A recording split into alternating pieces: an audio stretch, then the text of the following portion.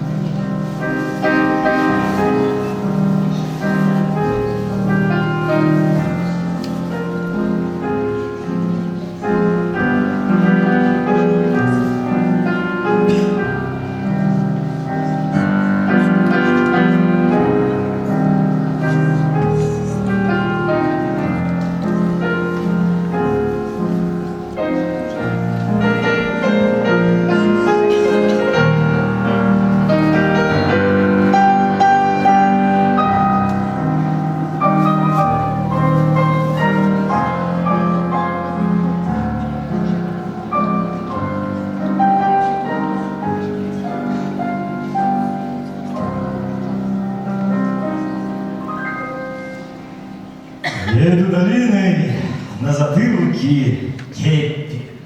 В лайковой перчатке смуглая рука, далеко сияет розовые степи, широко синеет длинная река. Я беспечный парень, ничего не надо, только слушать песни и сердцем подпевать. Только бы струилась легкая прохлада, только бы не сгибалась молодая стать. Выйду за дорогу, а выйду под откос. Сколько там нарядных мужиков и баб! Что-то шепчут грабли, что-то свищут косы. Эй, поэт, послушай, слаб ты или не слаб? Полно плавать в небо, на земле милее. Как ты любишь долы, так бы труд любил. Ты ли деревенским, ты ли крестьянским не был, размахнись косою, покажи свой пыл. Ах, перо, не грабли, ах, коса, не ручка, но косой выводят строчки хоть куда. Под весенним солнцем, под весенней тучкой их читают люди всякие года. К черту я снимаю свой костюм английский. Что же, дайте косу, и я вам покажу, я ли вам не свойский, я ли вам не близкий, памятью деревни я ли не дорожу. Нипочем мне ямы, нипочем мне кочки, хорошо росою, а утренний туман выводить косою травяные строчки, чтоб читать могли их лошадь и баран. В этих строчках песня, в этих строчках слово, потому и рад я в думах ни о ком, что читать их может каждая корова, отдавая плату теплым молоком.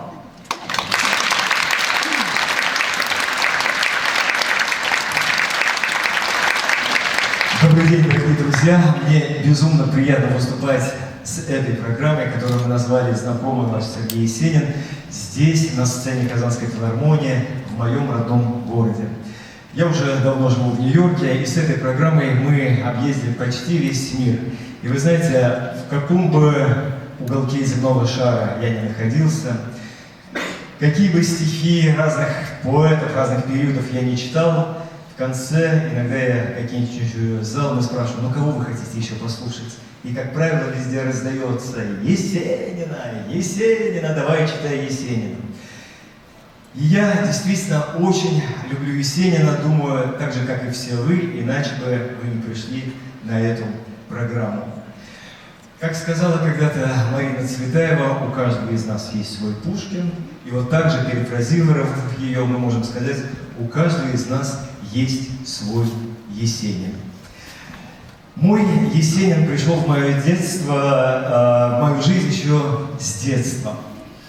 И я пронес любовь к нему, и когда я был в театральном училище имени Щепкина, я закончил школу малого театра, однажды я решил взять Есенина в свой репертуар в качестве полугодовой работы. Я подошел к своей учительнице Галине Николаевне Титовой и говорю: Галина Николаевна, в этом семестре буду сдавать Есенина. Она осмотрела меня скептическим взглядом и сказала: а ты на себя в зеркало смотрел? Я говорю: смотрел, ну и что? Ну вот тебе и ответ. Никакой ты не Есенин. Есенина должен читать мальчик с голубыми глазами, с пшеничными волосами, кудрявый, ничего общего нет. Ну вот так, пока я был студентом, не давали мне читать Есенина. Но когда я закончил училище и, как говорится, сам себе стал режиссер, я к своему большому удовольствию, удовольствию публики, включал Есенина в свой репертуар. И вот однажды я уже был в Америке, после одного из концертов, ко мне за кулисой подходит молодой человек, думаю, что еще тогда ему было, на взгляд, лет 80 с хвостиком. И говорит мне: а знаете что, Рустем, я вам должен сказать, вы удивительно похожи на Есенина. У меня была вот такая же реакция. Я говорю: и каким же местом я на него похож? Он говорит: ну как же, прической, волосами. Я говорю: а вы-то откуда знаете? И он мне рассказал совершенно замечательную историю.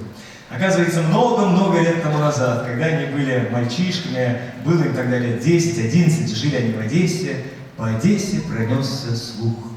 Великий русский поэт Сергей Есенин со своей американской женой Кассидорой Дункан приехали в Черноморский порт, чтобы двинуться в европейское путешествие.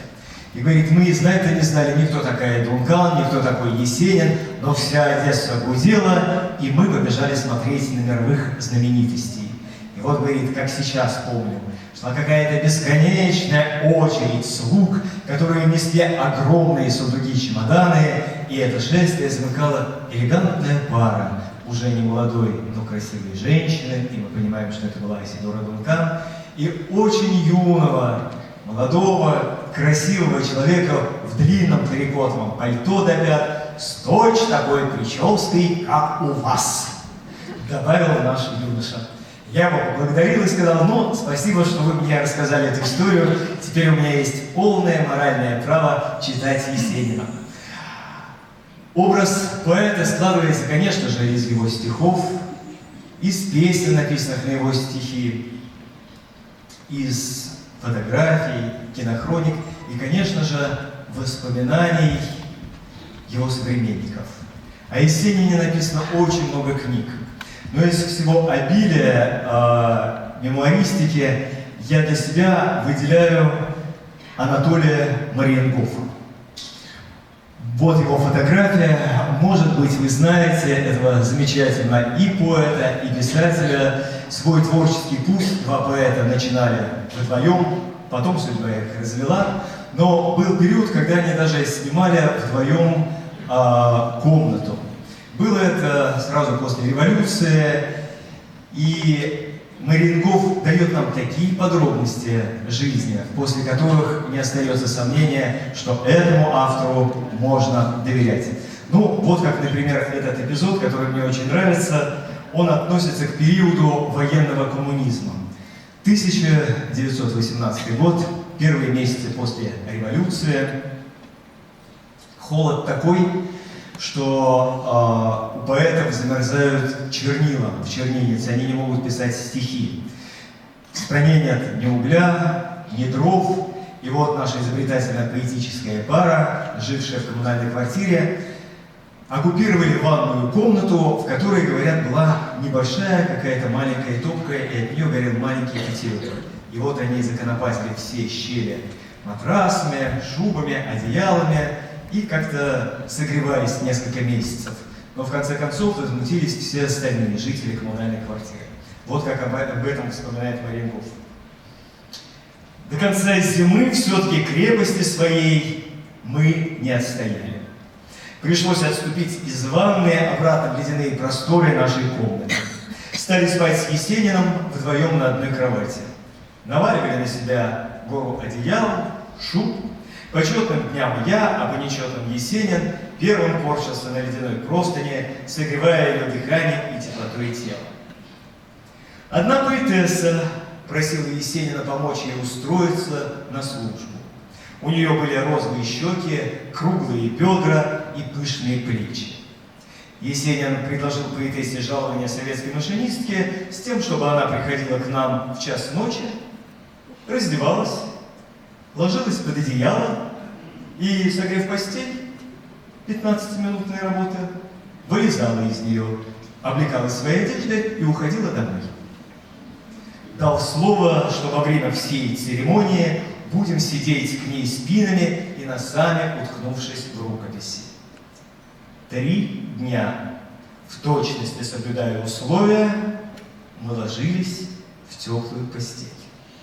На 4-й день поэтесса ушла от нас, заявив, что не намерена дольше продолжать свои службы. Когда она говорила, голос ее прерывался, захлебывался от возмущения, а гнев расширил зрачки до такой степени, что глаза из небесно-голубых стали черными, как пуговицы на лаковых ботинках. Мы недоумевали. В чем дело? Наши спины и наши носы свято блюли условия. Вот именно. Но я не нанималась греть просто не у святых. И перед нашими лбами так громыхнула входная дверь, что все 6 рядов английского замка вылезли из своих нор. По-моему, этому автору можно доверять. Это было на самом деле в те далекие, голодные, но прекрасные, молодые 20-е годы, когда в Россию стали приходить джаз, степ, танго.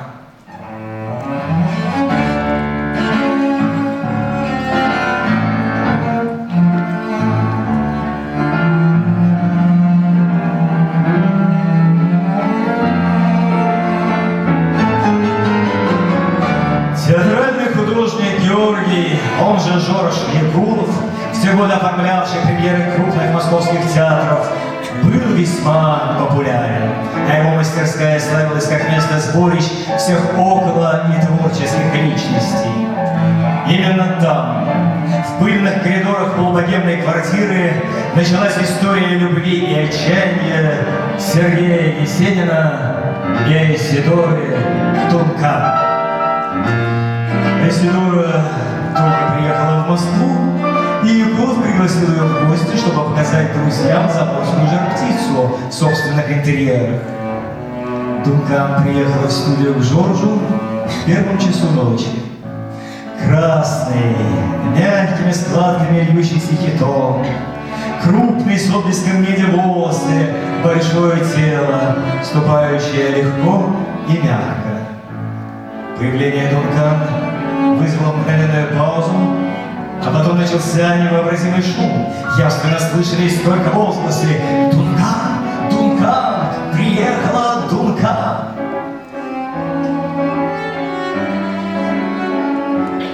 Она обвела комнату глазами, похожими на блюдца из синего фаянса, и остановила их на Есенине. Маленький нежный рот улыбнулся ему. Изодора легла на диван, а Есенин у ее ног. Она окунула руку в его голову и сказала: «Золотая голова». Было неожиданно, что она, знающая не больше десятка русских слов, знала именно эти 2. Потом поцеловала его в губы, и вторично ее рот, маленький красный, как ранка от пули, приятно изломал на русские буквы «Ангел».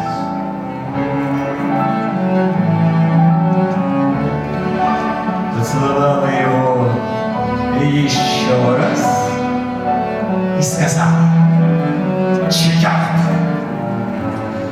4 часу утра Изодора Дункана и Есенин уехали в Балашовский особняк на Причистину.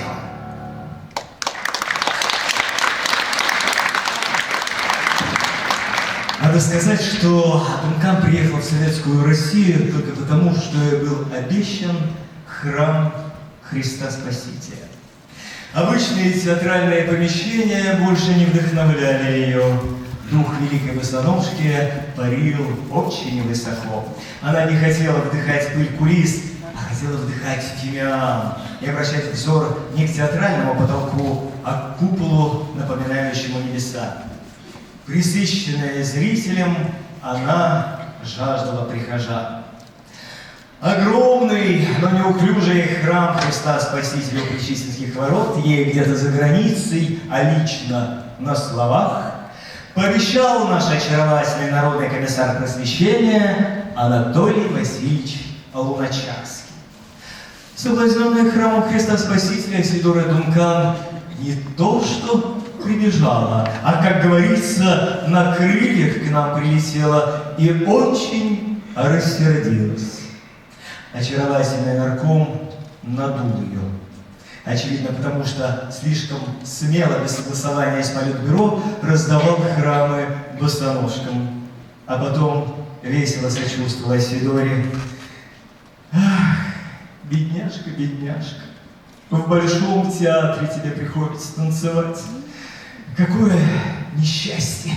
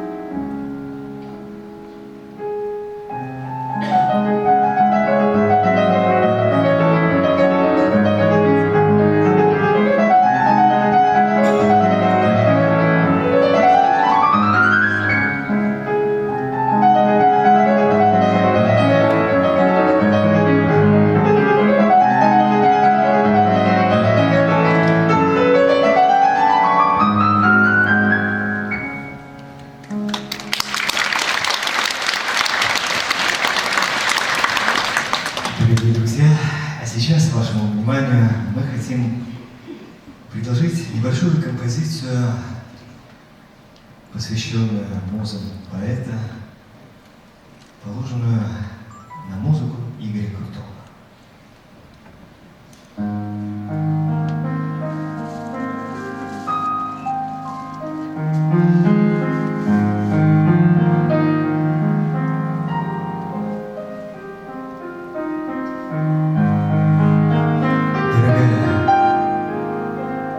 Сядем рядом, глядим в глаза друг другу. Я хочу под кротким взглядом слушать чувственную вьюгу. Это золото осеннее, это прядь волос белесых, все явилось как спасение беспокойного повеси. Я давно свой край оставил, где цветут луга и чащи. В городской горькой славе я хотел прожить пропащим. Я хотел, чтоб сердце глуше вспоминало сад и лето, где под музыку лягушек я растил себя поэтом. Там теперь такая ж осень, клен и липы в окна комнат, ветки лапами забросив, ищут тех, которых помнят. Их теперь уж нет на свете. Месяц на простом погосте На крестах лучами метят, что и мы придем к ним в гости, что и мы, отжив тревоги, перейдем под эти кущи. Все волнистые дороги, только радость идет живущим, дорогая. Сядь же рядом, поглядим в глаза друг другу. Я хочу под кротким взглядом слушать чувственную вьюгу.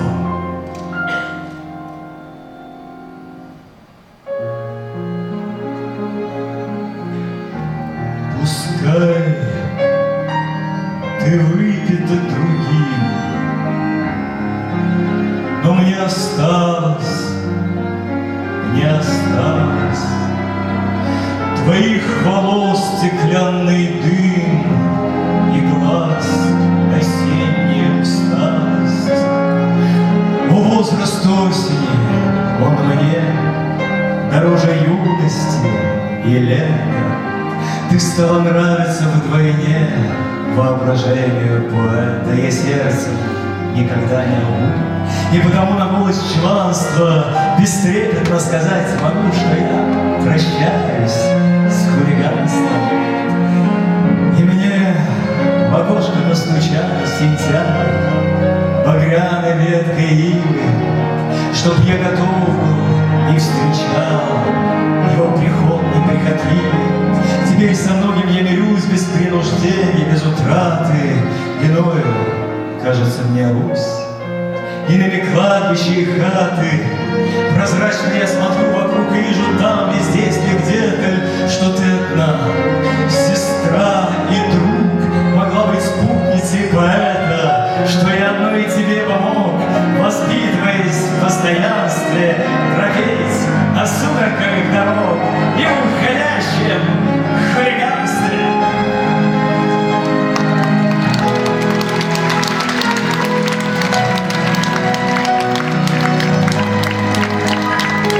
Грустно на тебя смотреть. Какая боль, какая жалость. Знать только ивовая медь нам в сентябре с тобой осталось. Чужие губы разнесли твое тепло и трепет тела, как будто дождик моросит с души немного мертвелый. Ну что ж, я не боюсь его.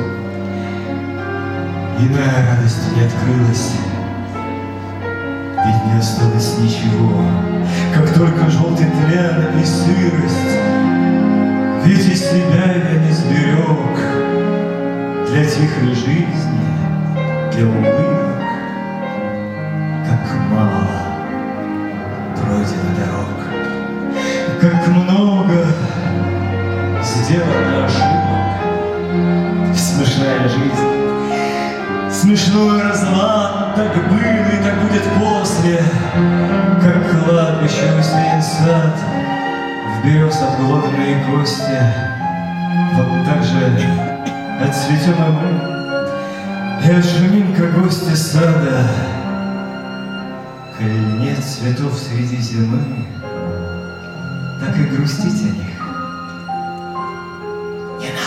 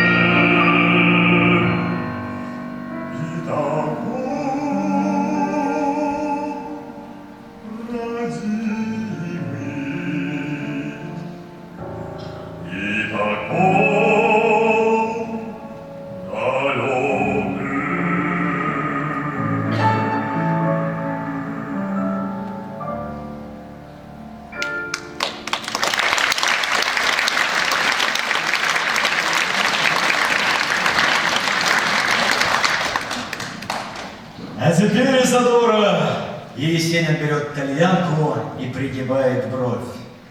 Танцуй! Понимаешь, Изодора? Нам танцуй! Айседора, танцуй. Бом! Она надевает есенинские кепи и пиджак, а паш, уличный хулиган, Изодора Дункан. Женщина — шарф. Страшный и прекрасный танец. Узкое розовое тело шарфа извивается в ее руках. Она ломает ему хребет, беспокойными пальцами сдавливает горло. Беспощадно и трагически свисает круглая шелковая голова ткани. И вдруг резким властным движением она бросает шарф на пол и топчет его ногами. Есенин смотрит на нее, по его исказившемуся лицу пробегает судорога. Стерва! Это она меня, громко отчеканивает он. Дункан кончила танец, распластав на ковре судорожно вытянувшийся труп своего призрачного партнера. Есенин впоследствии стал ее господином, ее повелителем. Она, как собака, целовала руку, которую он заносил для удара, и глаза, в которых чаще, чем любовь, горела ненависть к ней. И все-таки он был только партнером, похожим на тот кусок розовой материи, безвольный и трагический. Она танцевала, она вела танец. Кто же был на самом деле музой Есенина? Айседора Дункан, Зинаида Райх, Августа Миклашевская. Женщин на самом деле было много. Он не так часто оставлял посвящение своим возлюбленным, но, тем не менее, во всех стихах, посвященных его женщинам, сквозит с удивительным постоянством одна ностальгическая нота. Нота тоски по настоящей любви, которая его никогда не предаст. Говорят, что в ранней юности у Есенина была большая любовь. Он полюбил девушку, которую он потом вывел в своей поэзии в образе девушки в белом. Очень рано она погибла. И, видимо, через все эти любови он всю жизнь искал ту единственную и неповторимую девушку в белом. Снова выплыли годы из мрака, и шумят, как ромашковый луг. Мне припомнилась нынче собака, что была в моей юности друг. Нынче годы мои отшумели, как подгнивший под окнами клен. но припомнил я девушку в белом, для которой был пес, почтальон. Не у каждого есть свой близкий, но она мне как песня была, потому что мои записки из ошейника пса не брала. Никогда она их не читала, и мой почерк ей был незнаком, но о чем-то подолгу мечтала у Галины за желтым прудом. Я страдал. Я хотел ответа, не дождался, уехал. И вот, через годы известным поэтом снова здесь, у родимых ворот. Та собака давно околела, но в душу масть, что с отливом в синь, своим ливисто ошалела, меня встрел молодой ее сын. Мать честна, до чего же похожи, снова выплыла боль души, с этой болью я будто моложе, и хоть снова записки пиши. Рад послушать я песню былую, но не лай ты, не лай ты, не лай. Хочешь, пес, я тебя поцелую за пробуженный в сердце май, поцелую, прижмусь к тебе телом и как друга введу тебя в дом. Да, мне нравилась девушка в белом. Но теперь я люблю в голубом.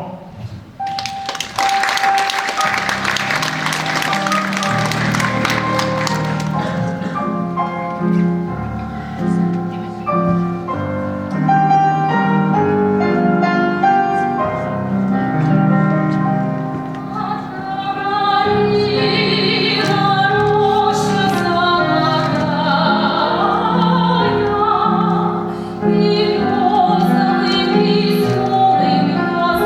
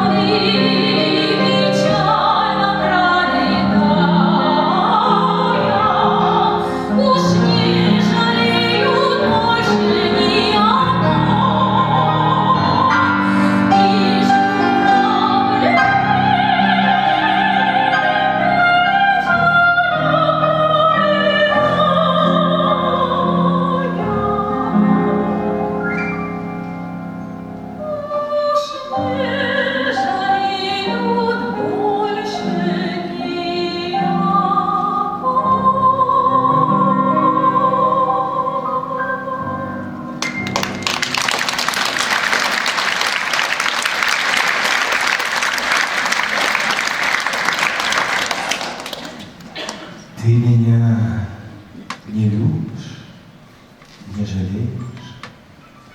Разве я немного некрасив? Несмотря в лицо от страсти млеешь, мне на плечи, а руки опустив. Молодая, с чувственным оскалом, я с тобой не нежен и не груб. Расскажи мне, скольких ты ласкала, сколько рук ты помнишь, сколько губ.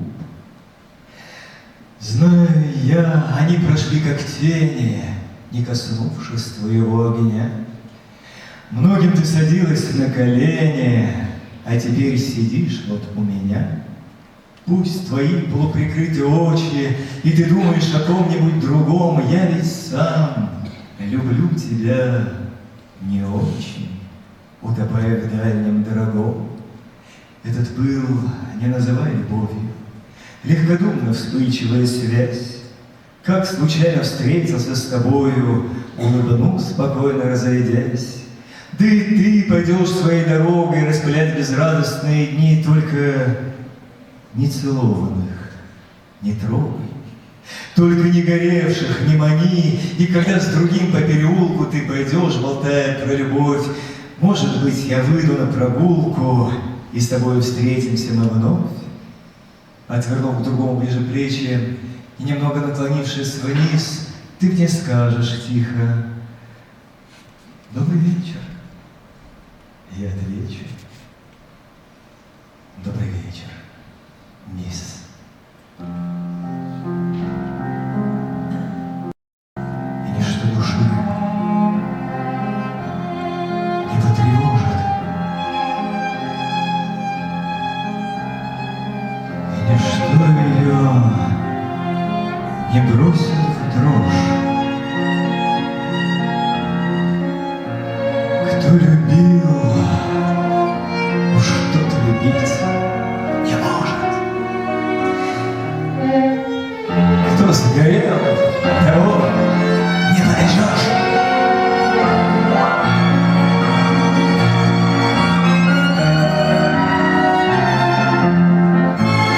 Дорогие друзья, обратите внимание на экран. Мы сделали для вас специальную подборку по фотографиям любимых женщин Сергея Александровича Есенина.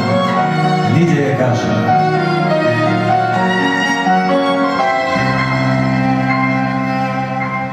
Анна Изрядного.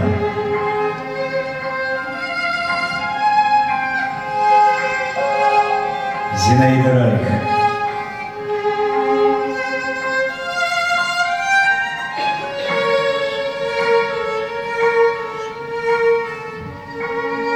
Надежда Вальпина.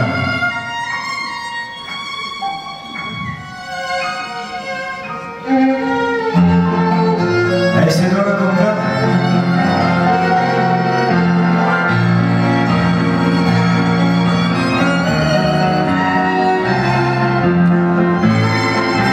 Августа Миклашевская.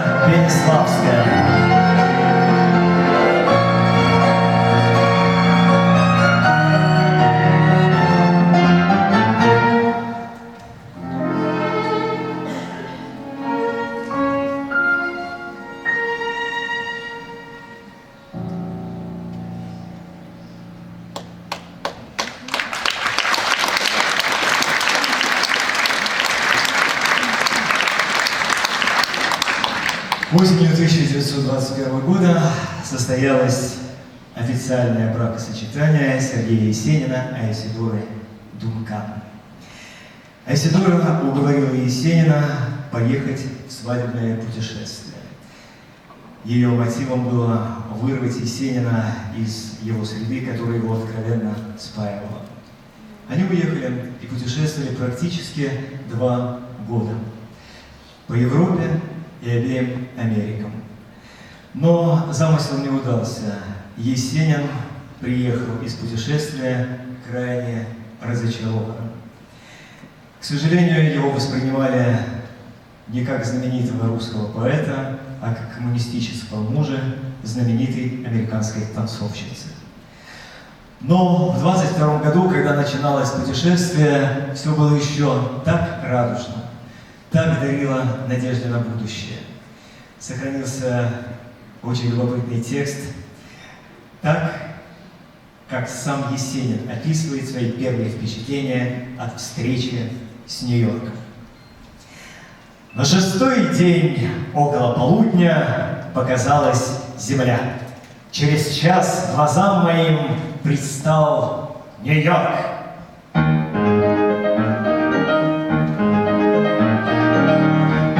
Мать честная, до чего же бездарная поэма Маяковского об Америке? Разве можно выразить эту железную гранитную мощь словами? Это поэма без слов. Рассказать ее будет ничтожно. Милые, глупые, смешные российские доморощенные урбанисты и электрификаторы в поэзии. Ваши кузницы и ваши лефры, как Тула перед Берлином или Парижем.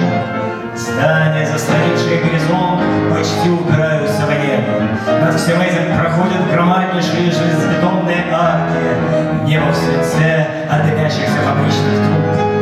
Дым навевает что-то таинственное. Кажется, что за этими зданиями происходит что-то такое великое и громадное, что дух захватывает. Хочется скорее на берег. Сломя голову, я сбежал с проходной лестницы. Вышли с пристани на стрит, и сразу на меня пахнуло запахом. Каким-то знакомым запахом я стал вспоминать. Ах да, это тот самый запах, который бывает в лавочках со скобяной торговлей. Около пристани на рабочих сидели или лежали негры. Нас встретила заинтригованная газетами толпа. Когда мы сели в автомобиль, я сказал журналистам: «Me like America».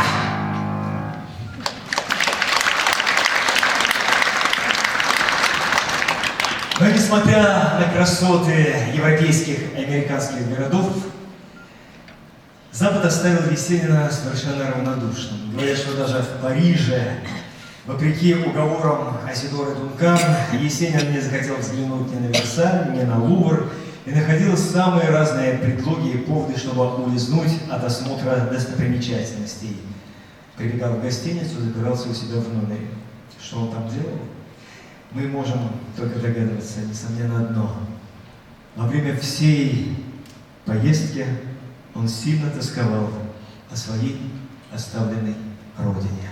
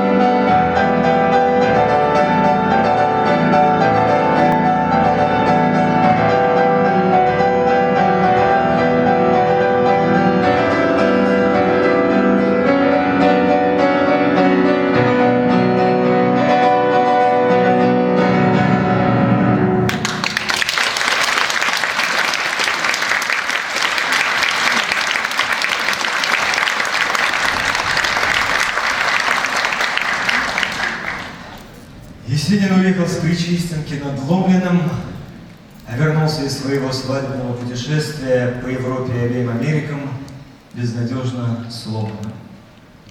Много позже Асидора Дункан, оставленная Есениным, рассказывала мне со слезами на глазах: «Ой, это было такое несчастье. Вы понимаете, у нас в Америке актриса должна бывать в обществе, приемы, балы. Конечно, я приезжала с Сережей. Вокруг нас много людей, много шума, везде разговор, тут, там, называют его имя, говорят хорошо. В Америке нравились его волосы, его походка, его глаза, но Сережа не понимал ни одного слова, кроме «Есенин». А вы ведь знаете, какой он мнительный. Это была настоящая трагедия. Ему всегда казалось, что над ним смеются, издеваются, что его оскорбляют. И это при его-то гордости, при его самолюбии. Он делался злой, как демон. Его даже стали называть «белый демон». Банкет. Нас чествуют. Речи, звон бокалов. Сережа берет мою руку, его пальцы, как железные клещи. «Изодора, домой!» Я никогда не противоречила. Мы немедленно уезжали, ни с того ни с сего. А как только мы входили в свой номер, я еще в пальто, в шляпе, он хватал меня за горло, как мавр, и начинал душить: «Правду, сука, правду! Что они говорили? Что говорила обо мне твоя американская сволочь?» Я хриплю, уже хриплю. Хорошо говорили, хорошо, очень хорошо, но никогда не верил. Ах, это был такой ужас, такое несчастье. Турне, турне, будь оно проклято, это ее турне. Говорил он, проталкивая чернильным карандашом тугую пробку внутрь бутылки мартелевского коньяка.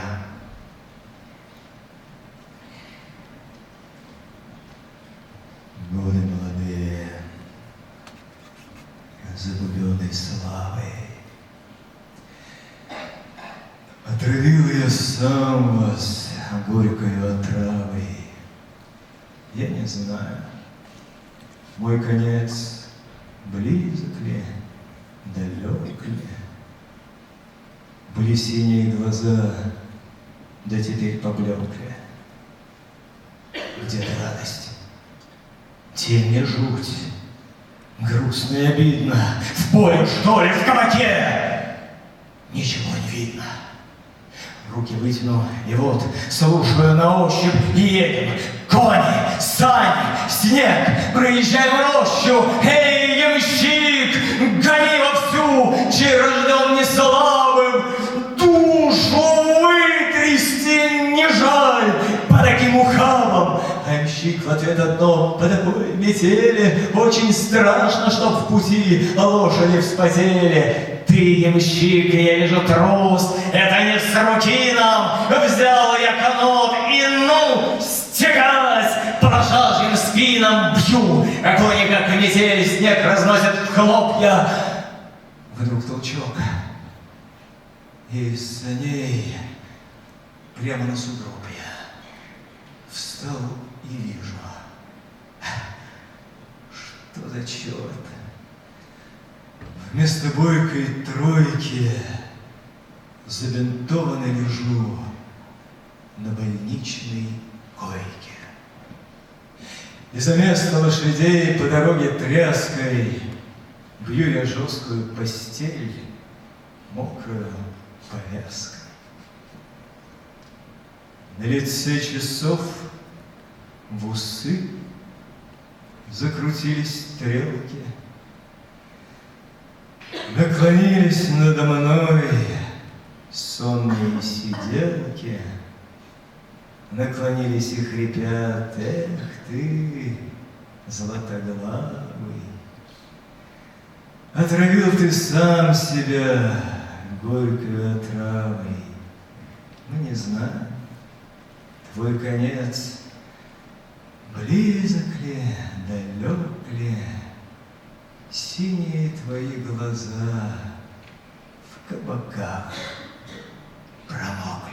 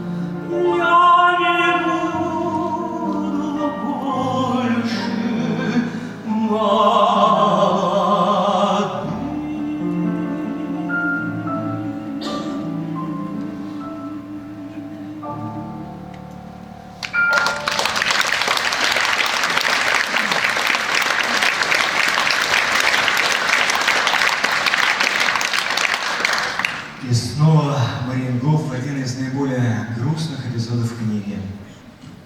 Кому? К Есенину.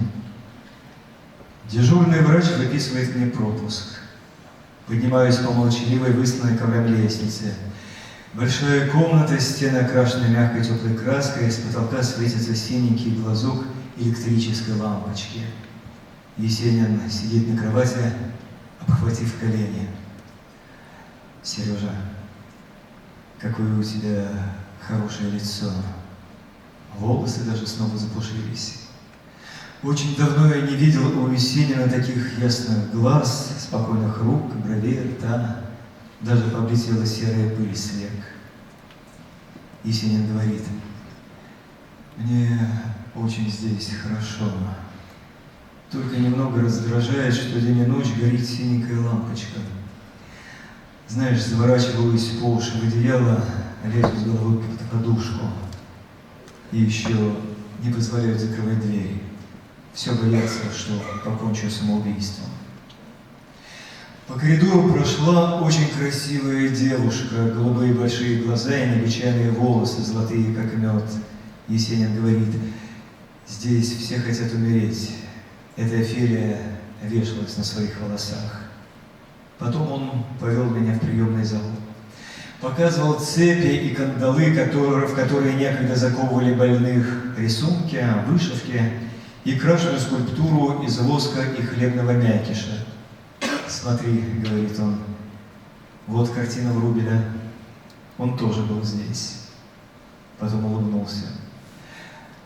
«Только ты не думай, это не сумасшедший дом. Сумасшедший дом у нас по соседству». Он подвел меня к окну. Я взглянул. За окном стоял одинокий клен.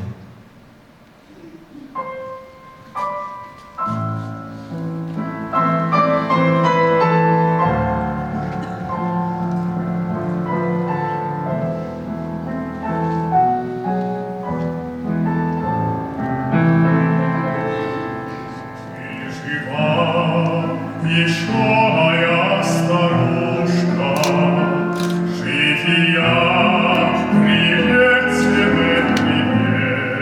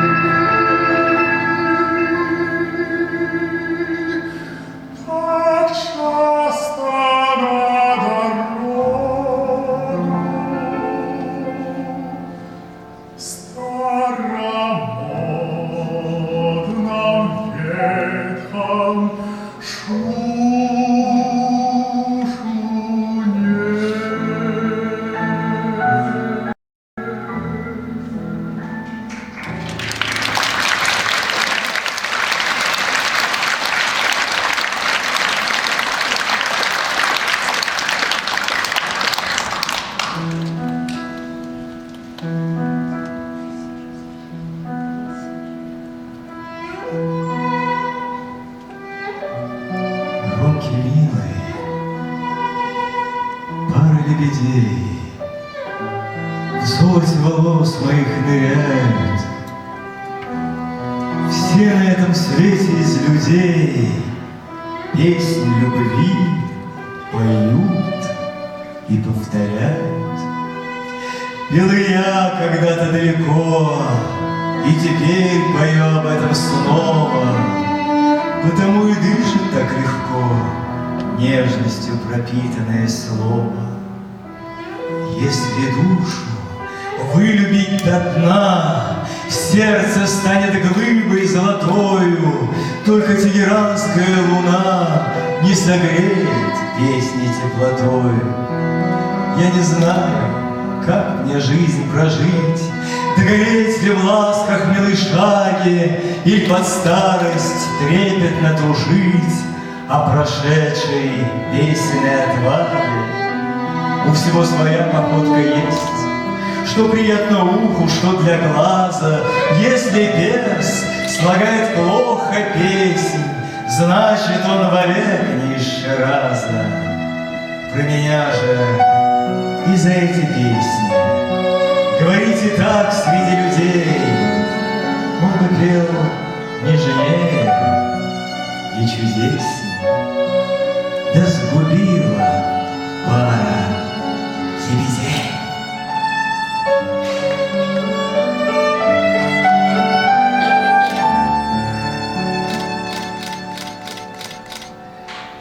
Я спросил сегодня у меня, что дает за пол тумана по рублю. Как сказать мне для прекрасной Лалы по-персидски нежное «люблю»? Я спросил сегодня у менялы, тише ветра, легче ланских струй, как назвать мне для прекрасной Лалы слово ласковое «поцелуй».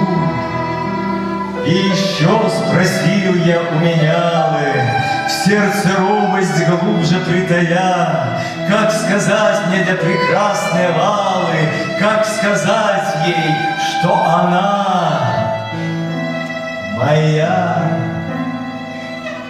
И ответил мне меняла кратко: о любви в словах не говорят, о любви вздыхают лишь украдкой, да глаза, как и якобы, горят. Поцелуй названия не имеет, поцелуй не надпись на гробах, красные розы поцелуи веют лепестками, тая на губах. От любви не требуют поруки, с нею знают радость и беду.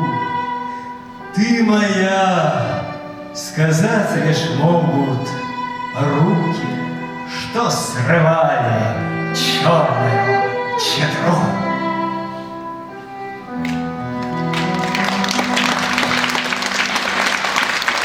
Шагане ты моя, Шагане, потому что я с севера, что ли, я готов рассказать тебе поле про волнистую рожь при луне.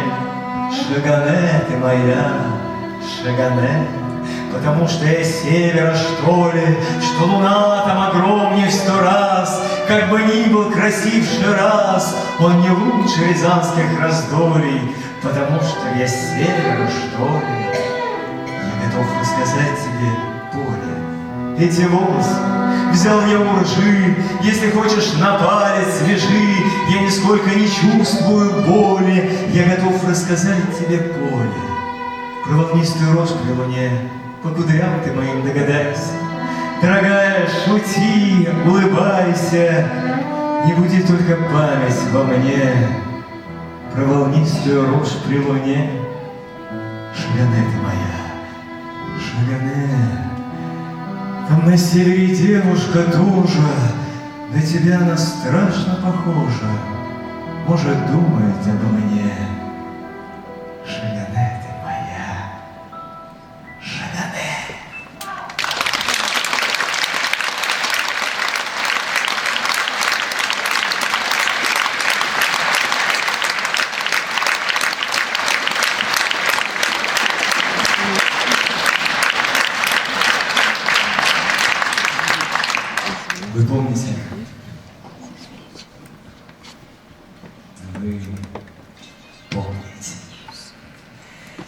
Вы все, конечно, помните. Как я стоял, приблизившись к стене, взволнованно ходил вы по комнате, и что-то резкое в лицо бросали мне. Вы говорили: нам пора расстаться, что вас измучила моя шальная жизнь, что вам пора за дело приниматься, а мое дело катиться дальше, вниз. Люби моя, меня вы не любили. Не знали вы, что в сонмище людском я был, как лошадь, загнанная в мыле, пришпоренная смелым ездаком. Не знали вы, что я в сплошном дыму, в развороченном буребыте с того и мучаюсь, что не пойму, куда несет нас рок событий. Лицом к лицу лица не увидать. Большое видится на расстоянии. Когда кипит морская гладь, корабль в плачевном состоянии, земля — корабль. Но кто-то вдруг за новой жизнью, новой славой в прямую гущу бурь и в юг его направил величаво. Но кто из нас на палубе большой не падал, не блевал и не ругался? Их мало. С опытной душой, кто крепким в качке оставался, тогда и я. Под дикий шум, но зрело знающий работу, спустился в корабельный трюм, чтобы не смотреть людскую воду. Тот трюм был русским кабаком. Я склонился над стаканом, чтобы, не жалея ни о ком, себя сгубить в ударе пьяном, любимая.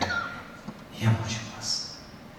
У вас была тоска в глазах усталых, что я пред вами напоказ растрачивал в скандалах, но вы не знали, что в сплошном дыму, в развороченном бурей быте с тобой мучаюсь, что не пойму, куда несет нас рок событий.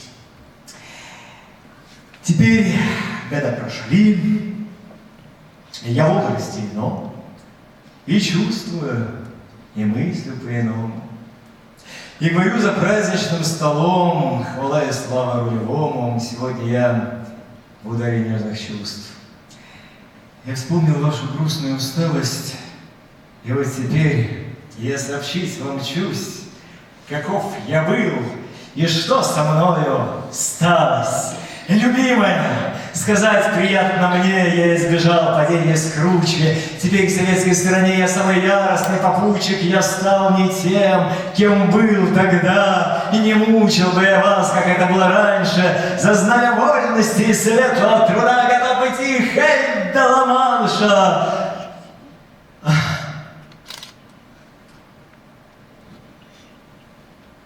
Простите. Я знаю.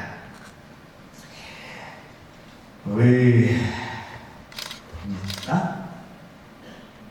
Живете вы серьезным, умным мужем, и не нужна вам наша маята, и сам ли вам ни капельки не нужен. Живите так, как вас ведет звезда под кущей обновленной сени. С приятствием. Вас помнящий всегда знакомый ваш Сергей Есенин!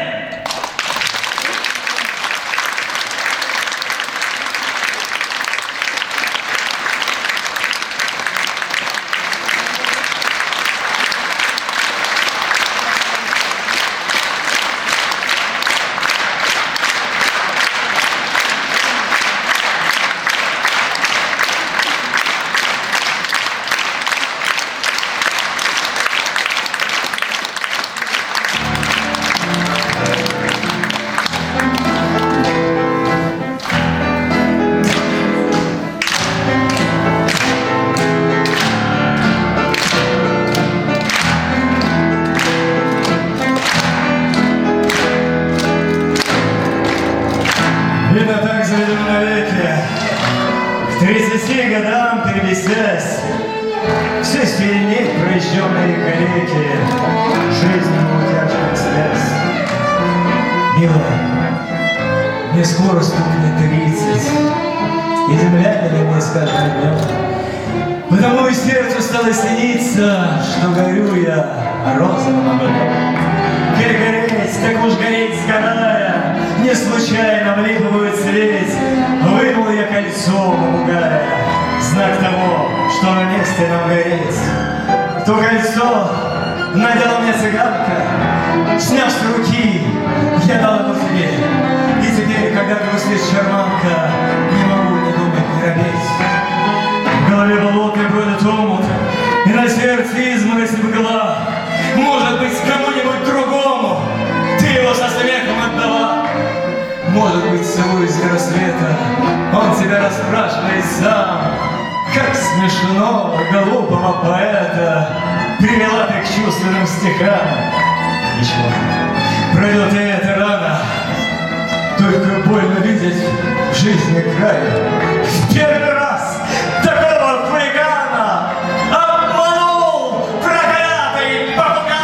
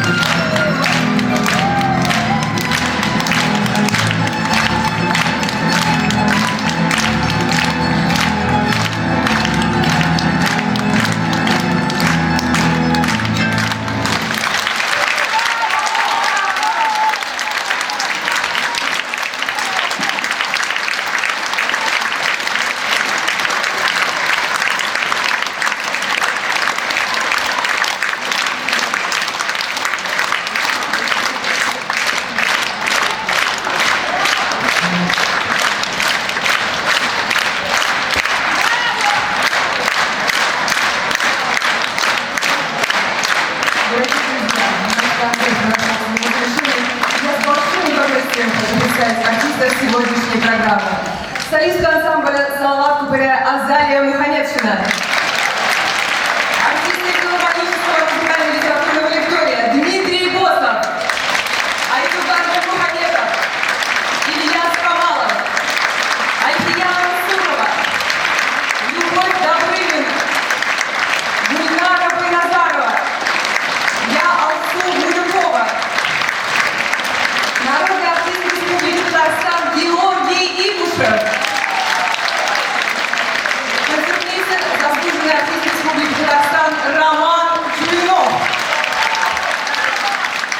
художественный руководитель филармонического музыкально-литературного лектория, заслуженный артист Республики Татарстан Владимир Васильев, мастер художественного слова Рустем Галич.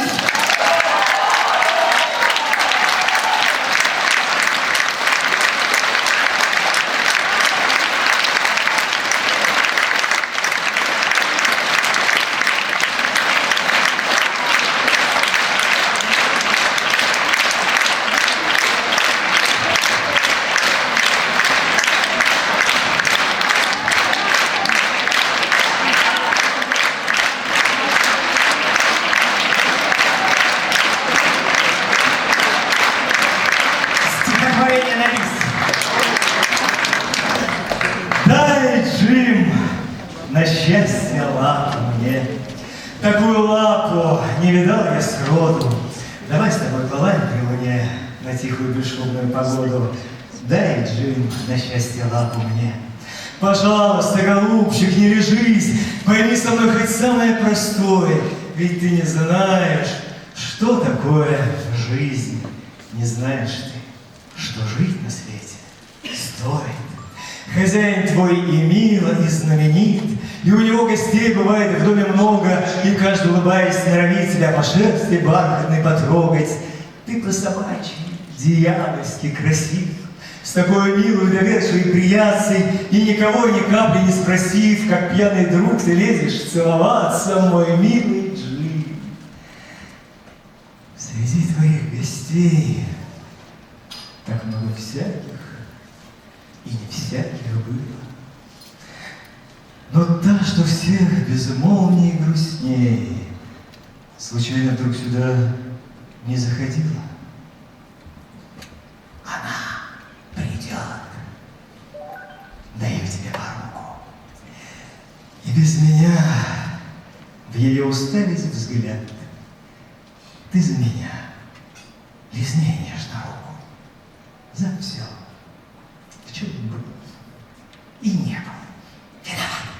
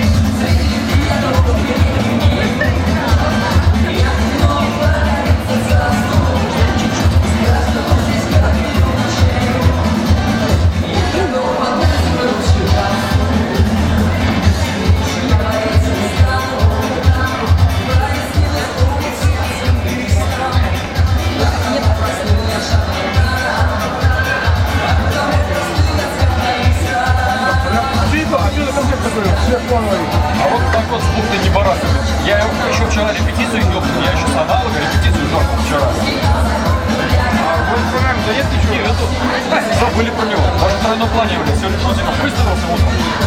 Вот, я говорю, ребята, говорю, у меня через 20 минут репетиция, а через 2 часа концерт, говорю. Здесь вот такой район. Горит что-то у нас там, вот,